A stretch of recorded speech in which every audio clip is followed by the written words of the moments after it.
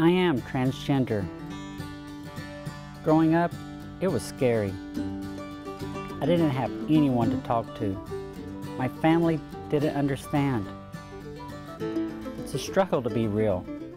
Society, for some reason, doesn't want people to be real. I've come across a lot of transgender children in the world, and I want to do everything in my power to make sure that they don't go through the things that I went through. It doesn't matter what gender you are. It doesn't matter what you look like. It just matters, are you a good person? I want someone to know it's okay to be transgender. It's okay to discover that you're not transgender if you think you are. It's okay to be gender fluid. It's okay to be gender neutral. It's okay to be gender non-conforming. It's okay to be male. It's okay to be female. It's okay to be gay, straight, lesbian. It's okay. Just please be a good person. Be kind.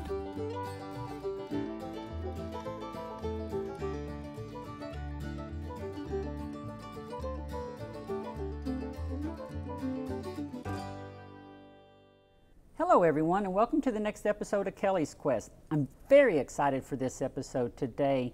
I work at a day camp, and one of my co-workers, Hunter Hitchcock, has an amazing story to tell.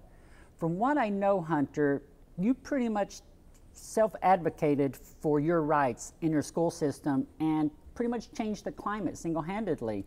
And I'm super excited to hear this story. And I hope that this story reaches some parents that are also questioning what to do with my child. How can my child feel safe in these schools? And I think your story is going to help ease a lot of parents' fears. So first of all, let's just start talking about where are you from and where did this wonderful story take place? So I was born and raised in upstate New York. I spent some time living in Pennsylvania and Maryland, but most of my life I lived in New York. I went to a high school in the middle of the Adirondacks, and we graduated with a class of 36 kids, generally really conservative. There were a lot of people who were only there because they had houses on the lake, and you either had a lot of money or you had no money, is kind of how that ran. And I came out as transgender my junior year, it was right around prom season, and like obviously we're moving into our senior years, so we were talking about our senior trip and like all of these huge events that we had to do before we graduated. And originally when I came out to my small group of friends, and from there it just kind of spread like wildfire. So I didn't really get a chance to talk to my classmates about it. It started by, I told a friend who was on the cheerleading squad, and then they told all of the cheerleading squad, and then they told the entire boys basketball team, and then they told this person and this person and this person. Before I knew it, other people knew I was trans before I was ready to even accept the fact that I was trans. That happened to me at one of my school systems I worked at. I confided in a coworker. It was right before I was going to transition, and she went to my principal and spoke to my principal about it. And for me, it turned into a very negative experience. And I'm hoping that your story isn't a negative experience. I mean, it definitely, in the end of it, ended up being better than what I thought it was going to be, right. But it took a lot of fighting to get where I wanted to go. It all kind of started because it was right around prom season, where my closest group of friends wanted to vote me prom king. And at first I was kind of like, I don't really want any part of this. Like, I wasn't planning on being on court anyway. I know that most people at the school don't like me because I was so angry at the world and at everybody else, because like they seemed very happy and content with who they are, and I was not at all. So I kind of took that self-anger and put it on everybody else. And that's why everybody knew who I was, so like not a great reputation. And then they started talking about voting me prom king, and it ended up making our grade like blow up, and it was them versus us kind of deal. And this was your junior year? Yeah, my junior year of high school. And you said the school had about 36 people graduating your senior year, mm-hmm. and you're in the Adirondacks. So as all of this is going on, I'm assuming that because it's not a bubble, that administrators and teachers and the community, absolutely. Parents, and people like that started getting involved and started hearing about it. So as you're leading up to this prom, and you've got the us versus them kind of thing going on, did you have any allies in the adult community? I definitely had a few teachers who were 100% on my side. One of the first people I actually talked to about this happened to be my Spanish teacher. And she had a safe zone sticker sitting on her whiteboard, and that's how I was like, okay, she's my safe place. So I went and I talked to her and I was like, listen, I have all of these things that are sitting with me and I don't really know what to do with it. And she was very much so just, she encouraged me to just be who I was. And she was like, nobody can ask anything else from you except for you to find yourself and be who you are. And that's a lot of what high school is you find who you are before going into college. And college is a little bit more of that self-discovery and like finding your people. So I told her, I think she was one of like the first 5 or 6 people that I talked to about it within the school system. And then from there, my English teacher was really supportive and my global teacher. But then you had people like my US history teacher and my gym coach who were absolutely appalled by the idea. There were a lot of people in the community too who, there was a mother of another trans student who was in, I think, like 1st or 2nd grade at the time, who, of course, 100% supported me. And she was the one who cut all my hair off. So, like, that was really cool.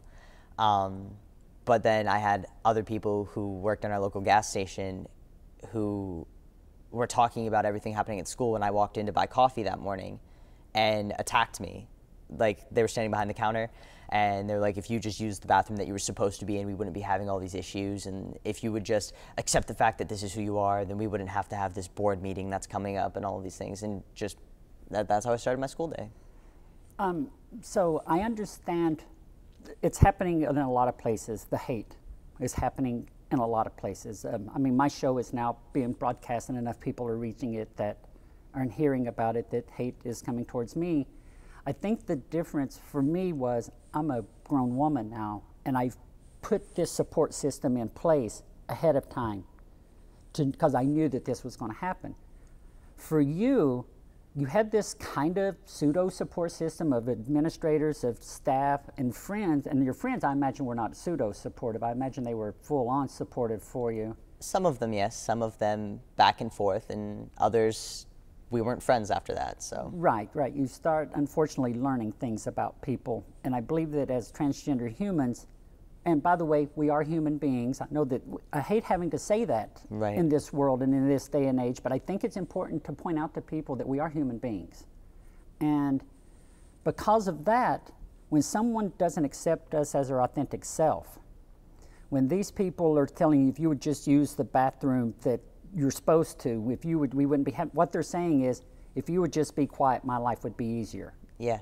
And I think we need to make people uncomfortable. I got tired of being quiet, honestly. You can't be quiet. If people are going to come after you, you can't be quiet. And a lot of that started too is my brother knew well before anybody else knew, and I'm really glad that that was my first experience because he was playing video games in his bedroom, and I went in, I was like, we need to talk about something. He said, okay. I told him, he was like, okay, and like went back to doing his thing.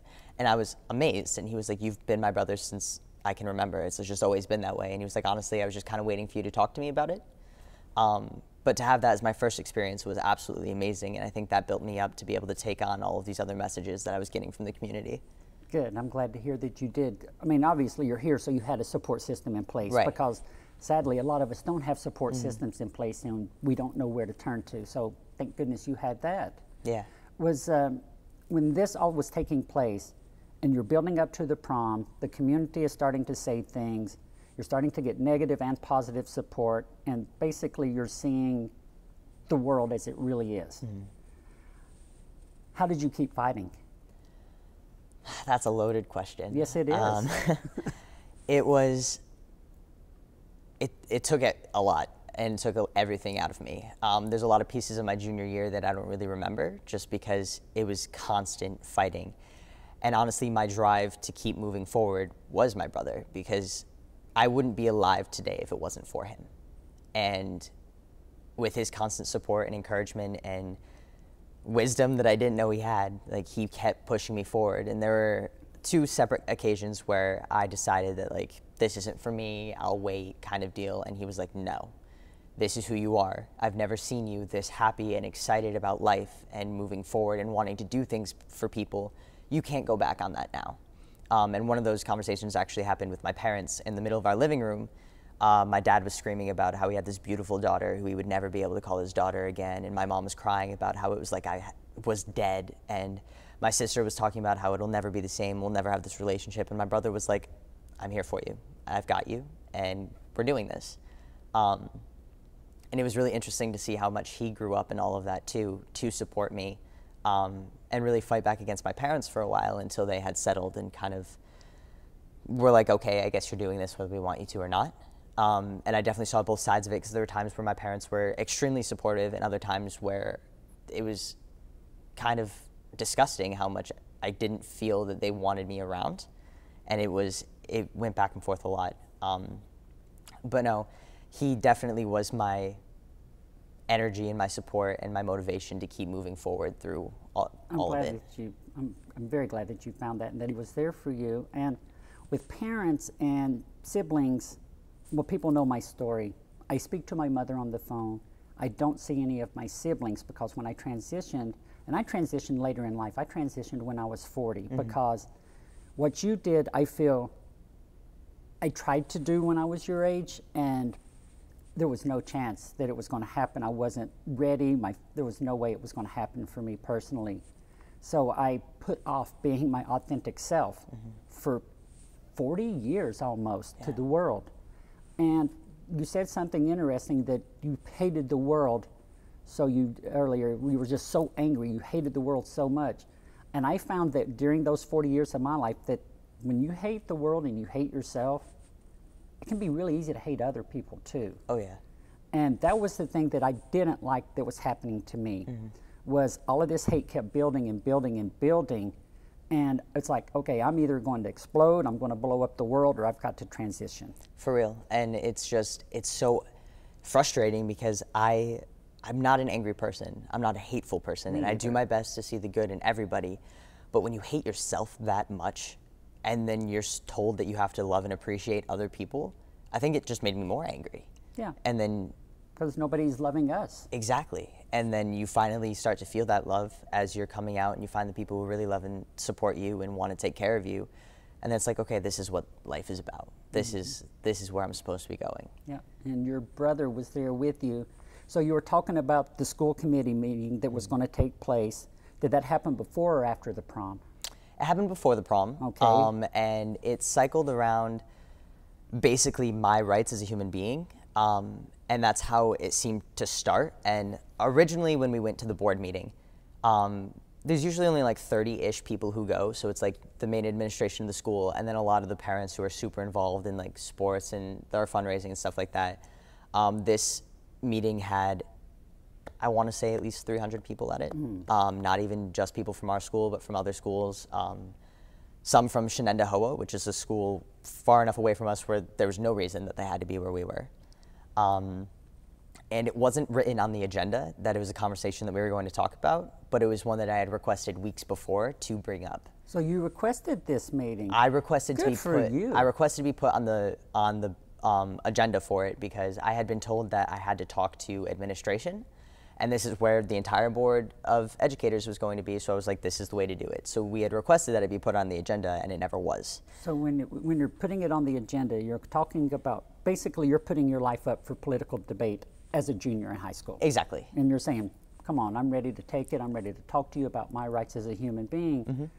So were you in this committee meeting, when you went into it, were you pushing for like gender neutral bathrooms, for you to be the prom king, for you to just be able to play sports, all of the above, just for people to know who you were? Honestly, the reason that I wanted to go through and do the agenda had started because of the outburst that happened when my friends wanted to vote me prom king. And in that, I was thinking about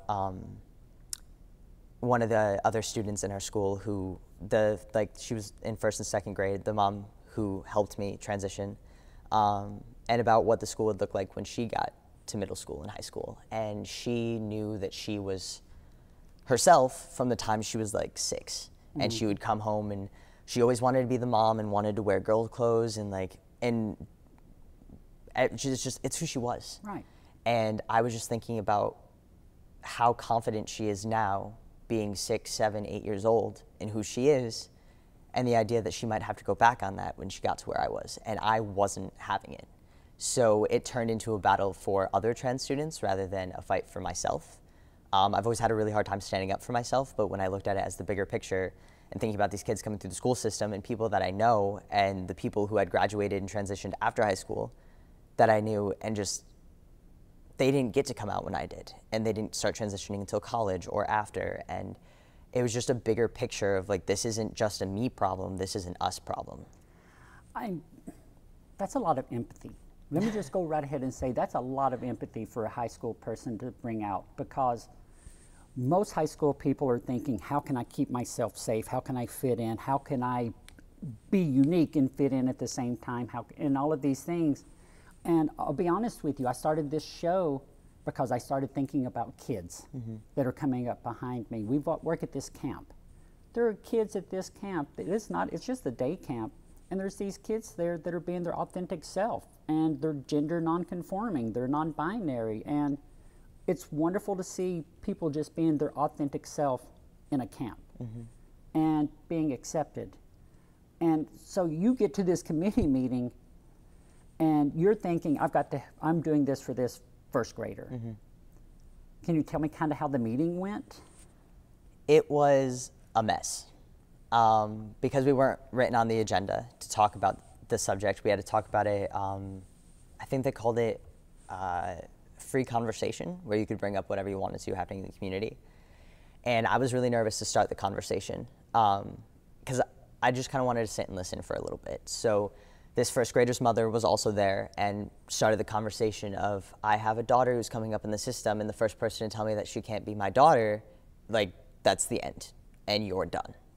And I asked an alum from the high school to come as well, and he stood and shared his piece of what it was to be in high school and how he wished that somebody told him that being transgender was an option, because he would have lived his life so much differently than what he did. And not that it was too little too late, but he transitioned a lot later in life than what he could have if he was educated on the topic, or somebody talked about it or accepted him for who he was. And from there, the school board was like, we're not talking about this. And I was like, wait, what? Excuse me? And they were like, you guys can talk amongst yourselves, but we are not allowed, like, we're not giving our opinion on it. We will take notes, we'll talk about this later, but we are not addressing it in this meeting. So it ended up being an open floor of, like, parents going at each other, and, like, I had at least 2 tables of kids from, like, my grade and the grade below me. Maybe a third of them were supporting me, 2/3 of them were waiting for me to screw up in front of everyone, and then we had parents from other schools talking about how their kid came home from school and they were sitting at the dinner table and started talking about what it is to be transgender and all the lesbians in their school and all these things, and their literal quote was, why wasn't I notified? But it's not your place to be notified that there's a trans student in the school. And it would be like, why would you notify me that you have any kind of kid in your school? Exactly. I mean, there's no, we're not different, but people make us different. Exactly. I'm a human being. Once again, I'm going to state it. I'm a human being. I want what you want. Like, it's simple as that. I want to be able to go eat a meal at a restaurant and not have to worry about somebody harassing me or saying, I'm sorry, you have to leave here because you're transgender. For 40 years of my life, I fought against that internally. I hated myself. I hid who I was for a long time for fear of society and religion. Right. This little thing called religion really weighs heavily in my family. And at 17, I remember my life at 17 very clearly. It was me being thankful I had a car so I could go drive into the middle of the mountains and be my authentic self secretly for a short period of time. And it meant me finally one day being able to dress up as my authentic self and go into a mall. It terrified me, and I never considered like this, I can be my authentic self. And you move up here into this part of the country and you see these parents that you're talking about that are saying, this is my kid. And they're saying, I love my kid. And maybe my kid's going to have a rougher time in life because society is not the most pleasant to trans people, but my kid's got to be my kid, and it's got to be their authentic self. And for you to go into a committee meeting and hear your life literally being open for discussion. It was debated. That's even worse. I know those experiences. I've had to defend my life. I've had to defend my human rights in a debate before, and it's not pleasant. And then for your friends, I can only imagine what kind of friends you must have had to have survived all this. I was surprised at some of the people who stepped forward and were like, I've got your back. There weren't many, and I think I am only still friends with about 3 of them. And I had 5 people who were consistent from beginning to end, and like other people floated in between, and they were like, yeah, I'm here for you, and then they're like, this is too deep for me, I'm out. And I really value those people who stuck with me through it, and I still talk to, like I said, a few of them now, and like I really don't know where I would have been without them, because it was those people who were at the board meeting who cried with me when I was freaking out in this sea of people who were debating whether I was allowed to change in the locker room for gym, whether I was allowed to play on. I was a 3-season athlete, and my senior year I played 1 sport because it wasn't safe for me anymore. And like, I loved soccer, and before I transitioned, I was the first girl on the guys' soccer team to play in that high school. And then I was never a starter, but like I had some of the most assists on the team, and like that's what I loved to do. And then that wasn't an option anymore after I transitioned, because I was more afraid to, honestly, that I'd be beat up in the locker room and I wouldn't have like a safe bus trip to an away game. So it wasn't worth it. And I was able to play tennis because it was co-ed, and I was able to run cross country because it was co-ed. I didn't play basketball because I would have had to play on the girls' team, and I didn't feel comfortable there anymore. My teammates no longer felt comfortable.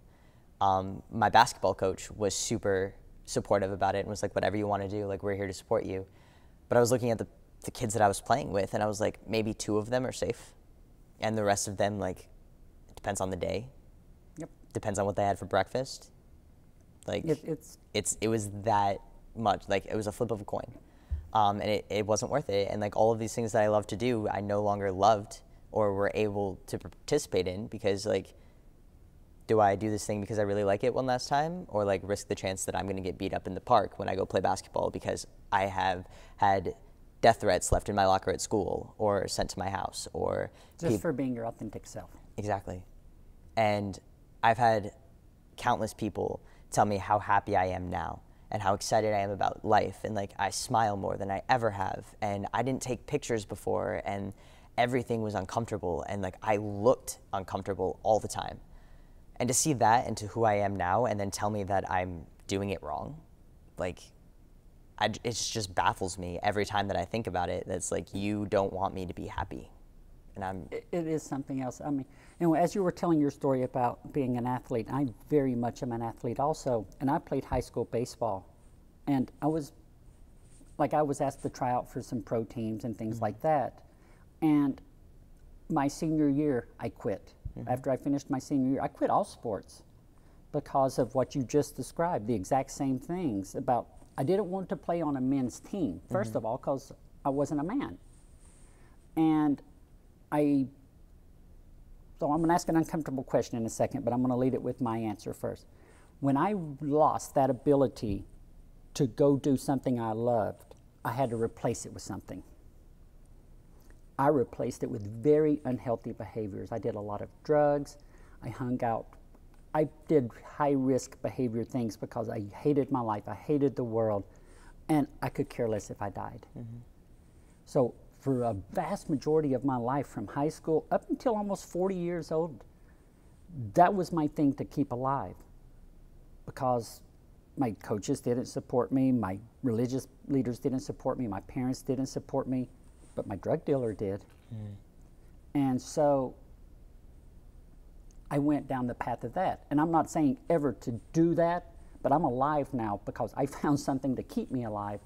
Unfortunately, it was a very unhealthy behavior. It was very high risk, and I came out on the other side of it, luckily.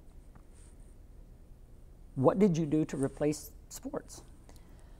A lot of my destructive behaviors happened before my transition because I was still holding on to the hate. I struggled with self-harm and an eating disorder for a long time. Again, my brother is the one who saved me there and was like, I see something's up, this needs to change. so he went and told my parents, and I ended up going to therapy. And so I was able to save myself from a lot of situations that could have been a lot worse if Good. I didn't have him. When it moved into like losing sports and losing club activities and things like that, I turned to music. I had always sang. I loved to sing. I was in my school's a cappella group. My chorus teacher my senior year let me sing as a tenor instead of an alto. And I played in our school band. I started teaching myself guitar, ukulele. I picked up a banjo once, but didn't get super far with that.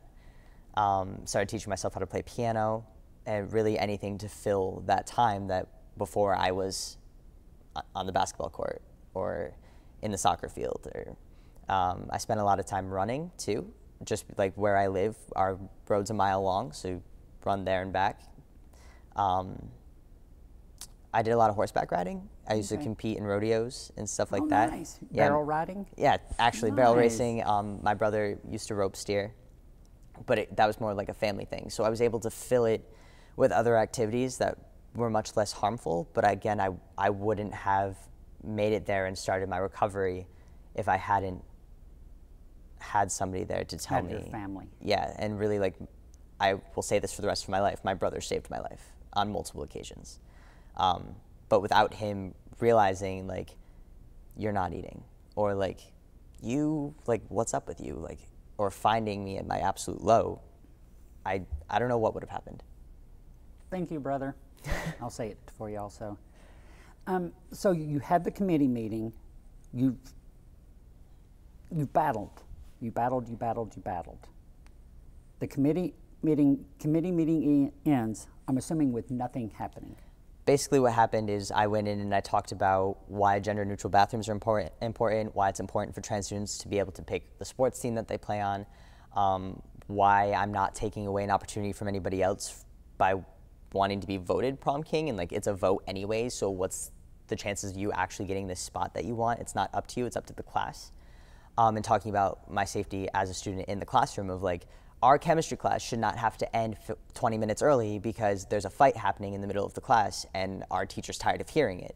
So he dismisses class early because that side of the room is yelling about how I am disgusting and an animal and shouldn't be acknowledged and like ruining everybody's lives basically, versus everybody telling them to shut up because I'm now like having an anxiety attack in the middle of a classroom and the teacher doesn't know what to do, so he just ended class.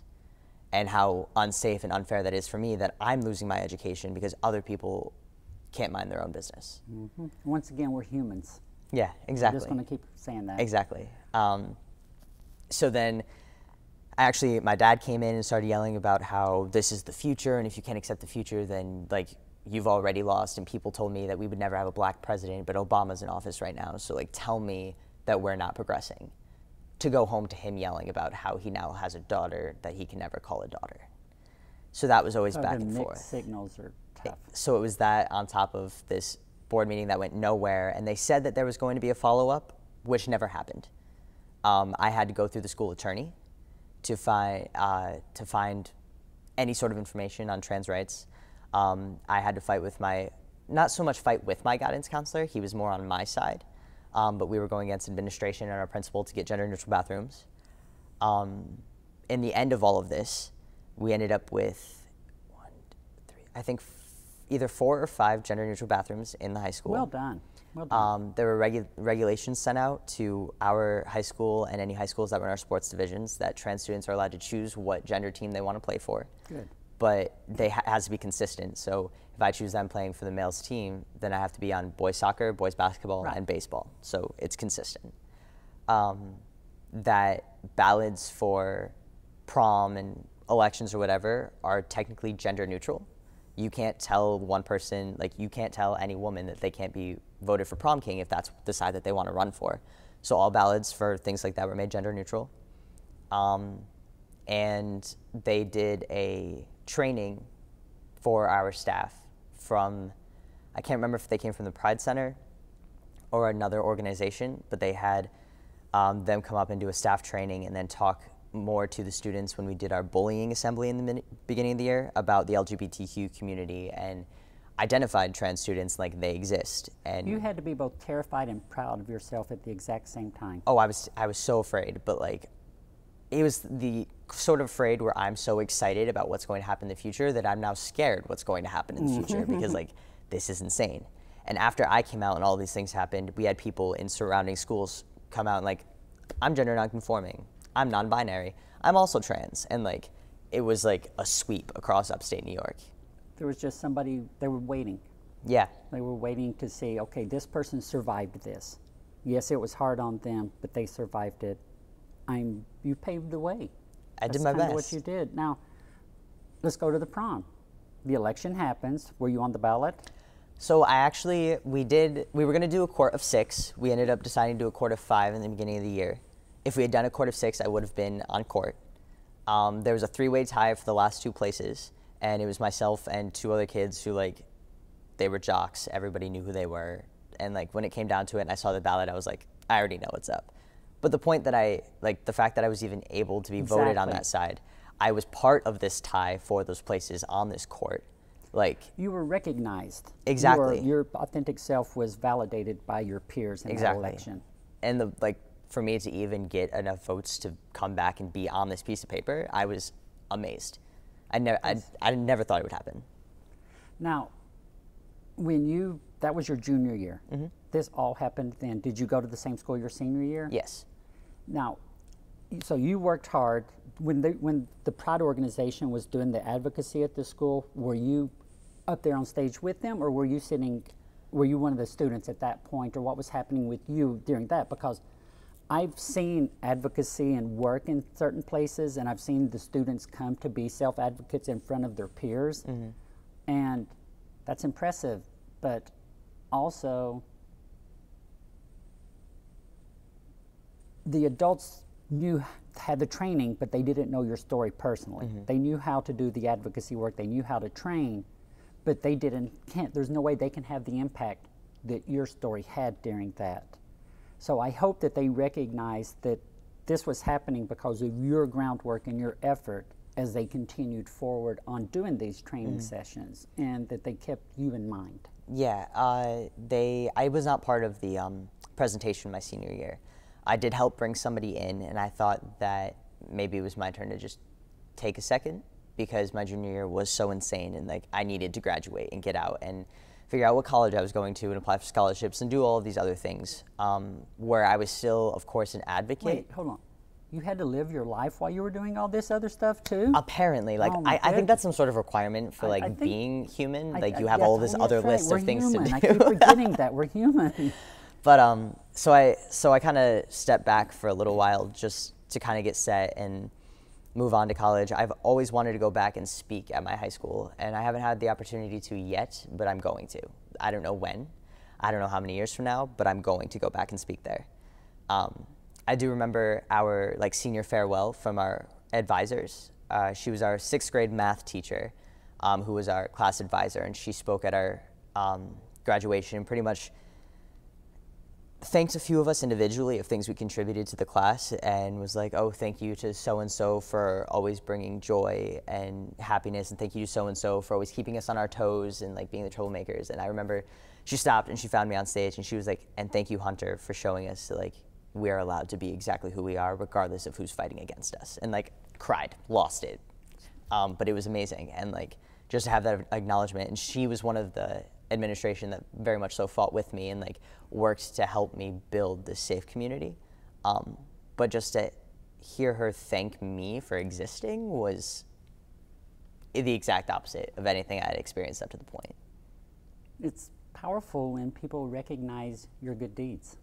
And it sounds like you did a lot of them. The lady that helped you to transition with the child, are you still in contact with her?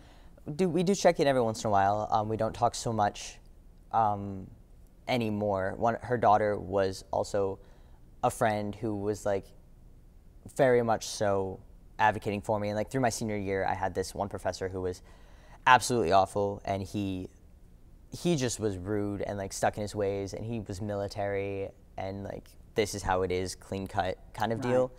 And he would call me out and bully me in front of our class, and she would be one of the first people to stand up and be like, you're done. Like, we're not doing this. You're not speaking to him like this here. Also, he uses male pronouns, so like, go sit down. And she was amazing. But no, her and her family have also always been great. And I don't speak with her mother so much anymore, but I definitely see their updates on like Facebook and whatever, and see how the little one is doing. And like, she's gotten so big, first off, and she's very much so excited about her life and who she is as a person. And it's wonderful seeing that in her. Yeah, you never know the impact you're having on other people. And you said that, I'm assuming that this thing that you did at your high school, this huge advocacy work, just for yourself and for this little kid coming up behind you and all the other kids, did it end after high school and you're like, whew, I'm going to focus on my life and get my college degree, and I'm not going to focus on my rights right now because I've got to focus on these things? Or are you still an advocate and that switch was turned on and you don't think you can ever turn it off? When I first went to college, I was like, I'm gonna live in stealth. I'm not telling anybody. Like, this was crazy. Like, I need a second. And that lasted about a month. And then I was like, just for a second. Stealth means that Hunter didn't let people know that he was a trans man. So he, if anybody, he just lived his life as a man, and that's fine too. However you go through life to make it, that's how you go through life to make it as a trans person. Yeah. Sorry, I didn't mean to interrupt. No, you're good. So you're you were good. going stealth. Yeah, and I ended up going to college with some people I went to high school with, and there was somebody there from a neighboring high school who had heard about my story and knew who I was. So they already knew, like, super supportive, really great ally. But in all of this, like, I had conversations with them, and I was like, this is stupid. I can use my existence and my experiences to educate other people. Why would I not want to? And then, like, from that moment on, this is who I was. And I never introduced myself of like, hi, my name is Hunter and I'm trans. It was like, as it came up in conversation, or if I found an opportunity to teach somebody and stuff like that. And then I spoke in my LGBTQ club. We were called Identity. And I did a forum there of my experiences in high school and a little bit of my story and how high school is very different than college. And I found college to be a much safer place than high school. I went on to be the treasurer of the club and brought in a trans forum that I had met them at a, it was originally like a music performance convention. Okay. But I met them and I was like, you need to come to St. Rose right now. And so we went and talked about what it is to be trans and different identities and how it's becoming more of an umbrella term and like what all these other gender identities are, and it was really great. So we brought them to campus. I have done, I think, 4 different presentations on that campus as well. I was going to speak at an elementary school. Unfortunately, that fell through. I just didn't have enough time before I moved to Massachusetts. But no, I very much so have plans to speak at high schools in the future and even speak at colleges in the future and just talk about how to make life not really easier, but more acceptable for trans people to live in communities, because like we've talked about, we're just people. Yep. That is a lot of advocacy. And I think one of the things that you were talking about then was, like, you were doing this, bringing the group in to the school, and you're seeing that this little segment here, this is being missed, and you're shining a light on it. And for me, that's the most, education is key to this. Education is the only thing that we can do. Our stories through educate people. And for you to sit here and tell this story, which really and truly is pretty amazing. I mean, not many people would stand up to their own school system. Not many people would be willing to risk losing everything in high school.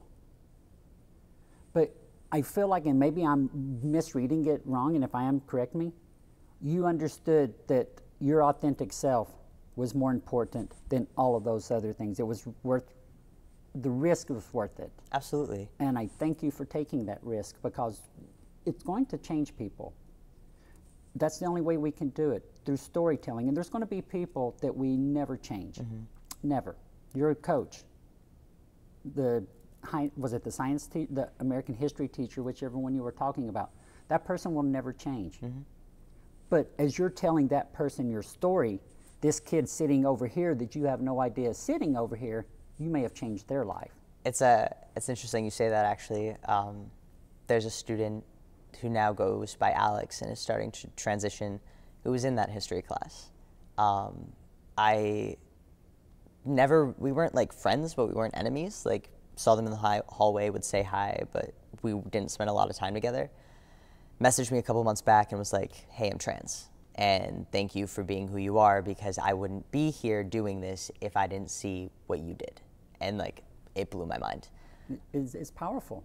It's powerful, and it's hard to not be an advocate once you get that letter. Yeah. And we see these kids, and you're right, I'm doing it for the kids. I talk on November 7th, or whenever the election is, vote yes on 3, everybody, so that I can keep my human rights in Massachusetts. Please vote yes on 3, because our rights are up for a political vote, which is so surreal to me that a person somewhere in North Adams, Massachusetts, can pull a lever or sign a sheet of paper to determine whether or not I can be kicked out of a place. It's really interesting to me how we keep seeing history repeat itself. And like, we've done this already. We did it for people of color. We've been doing it for women. Women are still fighting to get all the rights. It's just happening again. And it's like this chain, like somebody always has to be on the bottom, but why does there have to be a bottom? I think that intersectionality may slowly start becoming more understood in the general population, and maybe there won't be those people at the bottom. And I know that you were talking about intersectionality before we did the episode, and I kind of want to get your take on it from your perspective, because obviously I've got my perspective on it, but I want to hear your perspective on it. I think it's just really important to know that there is not one thing that defines us. Like, yes, I'm a trans man, but I am also a white trans man who has lived my life as a woman for a decent amount of time to understand a lot of the struggle that women face. So I would be on the forefront to fight for women's rights. And then you have, when you look at people fighting for women's rights, then you have, it seems that people aren't fighting as like women's rights, it's like white women and then black women and then Hispanic women, and like, why do we have these subcategories? Like, we're all women, and then like, yes, as a woman, you are fighting for women's rights, and then as a black woman, you're also fighting for rights for black women that they are also lacking because we didn't move together up when we were looking for women's rights in general. It was like, we need to help these people first, and then we'll get you, and then we'll get to you, and then we'll get to you. But like, you're all women, and women should support people always. And like, if you're all people of color, you should support all people of color. Like, and I know there's a lot of division in like the Hispanic community of like Mexican versus Puerto Rican versus wherever it is that you're coming from, and like, they're still separating each other, but like, you're all women, why are we not all supporting each other? Or like, we're all trans people, why are we not all supporting each other? Or like, in the LGBTQ community, why are we separating gender identities from sexual identities? Like, we all are facing the same issues. So like, you need more people to band together to make a movement, and you can't keep doing this. Like, we'll do gay men, and then we'll do our lesbians, and then we have our trans men, and then our trans women, and then our non-binaries, and like bisexual pants, and like, just down the line. Like, we are a community for a reason. Like, we were built and put this label on ourselves to make ourselves known. Why are we still subdividing? And it doesn't make a lot of sense to me. It goes back to that statement. We're human beings. And for me, I know firsthand what it's like for people to push for the rights of one marginalized category of people, but leave the other section of that marginalized community alone. The LGBT community, I was discriminated against by the state of Tennessee in one of the school systems. I got the Equal Employment Opportunity Commission involved with it, and nothing ever came of it. Nothing ever came of it. And for me, the reason that nothing came of it was because the HRC, Lambda Legal, and those organizations, they were pushing big time at that moment for marriage equality. That's what their focus was. So my problems of being discriminated against, of losing jobs, of not being able to eat safely in a restaurant, of being kicked out of an LGBTQ bar for using the women's restroom after I transitioned, they didn't touch those because they were afraid that if they brought me on board with them, that I was going to cause them their victories. Like somehow or another, helping me was going to make them lose. And so they never helped me. And I have this bitter taste in my mouth now because I was seen as different from the LGBT community. I was separated out. I need allies. There's not a lot of us. We need cisgender people, And once again, cisgender means that your brain and your body, when the doctor held you up and said, oh, based on everything I see, you have a healthy whatever, the doctor got it right. Something that blows my mind is that people have privilege and do nothing with it. And I very much so am like, if there's a problem and you know there's a problem and you're doing nothing about it, you're part of the problem. So then me now identifying as a white man have much more privilege than I did before. And so like, I'm using that to speak for those who don't have privilege. And like, if you know that something is happening and you don't want it to happen, use your voice to say something, especially if you have a voice that politics sees louder than others. Mm-hmm. And it just, I think this whole thing just comes back around to the fact that we are all people, and why do we have different levels of people? Why do we have put different value on people? Like, we're all lives, and who's to say that one life is more valuable or more important than another? And it's things like that that will always, I will never understand it. Being an ally means you have to take risks, in my opinion. If you're an ally of mine, like, I'm open about who I am. So if I go to a restaurant with a friend of mine and I see an opportunity to educate somebody while my friend is sitting here, if it gets dirty, if it gets uncomfortable with that person, this person here that's my ally, I almost feel like, yes, I've just put you in an awkward position, but this is my life, so I'm taking a risk. Please take a risk with me. Mm-hmm. And I understand that a lot of people that risk, the definition of risk is different for many people. But for me, I had a friend recently that went to bat for me online because I am not a social media person, really and truly. So something happened that made me feel unsafe, and I was just not going to say anything. And this friend of mine said, no, let me say something for you, please. And I said, yes, please do. And she went to bat, and she got all of the hate that we receive all the time. As a cisgender white woman, she took it all for me. And that allowed me to focus on this episode with you. This allowed me to focus on other things that I was doing because I had this ally that said, I'm going to take this one battle. It's not your whole life, but this one battle, I'm going to fight it for you. And she kept me in the loop with what was happening, and she kept saying, if I'm making it worse, I'm sorry. And I'm like, you're paddling for me. You're taking scars. You are being a warrior for me. I don't care. I don't think you're making it worse. But even if you were, I wouldn't care because I'm seeing you in action, and you're one of the few people I've ever witnessed that happen with. And I think that that's what happened with your brother. She did that for me, and now I'm like, okay, I can do this because I've got this person here that just got attacked for me. Right. And being an ally means taking risks. And we have to remember that we have to be allies too. Right. For those little bitty tiny kids that we see, that we have to take the risks. If we're truly going to be an ally, we have to take risks to keep that little kid safe. Exactly. And you're doing that, Hunter. You were doing it before I ever met you, and now I feel honored to have heard your story and to have met you. And I can only imagine that good things will continue. Well, I hope that good things continue for you. And there's a lot of people that I think need to hear your story. There's a lot of kids that need to hear your story. And I don't know if you've ever thought about volunteering at another camp that is for transgender and gender variant children only, that is an hour from here in New Hampshire. It's a summer-long camp. You don't get paid peanuts because you're doing it as to help these children. Right. But I've done it before, and it's life-changing again. I'm sure. So I'm going to give you the details on it later on. It's called Camp Aeronautic. For those of you out there, parents that might have trans children, check it out. And this camp lets these kids go be their authentic selves, and we're in the majority there. Wow. And we teach them how to run, we teach them how to climb, we teach them how to swim, we teach them how to get muddy, we teach them how to do things that we teach our kids at this camp. It's the exact same setup, zip lines, high ropes courses, all of that stuff. The difference is these kids are getting to be the majority and feel safe. And it changes people's lives. So think about looking into that, because you have that kind of talent. that you could go up there and make a big difference there also. I appreciate it. Do you have anything else you'd like to say before we sign off the air for this episode? I just think that the overall message of all this is it's worth fighting for.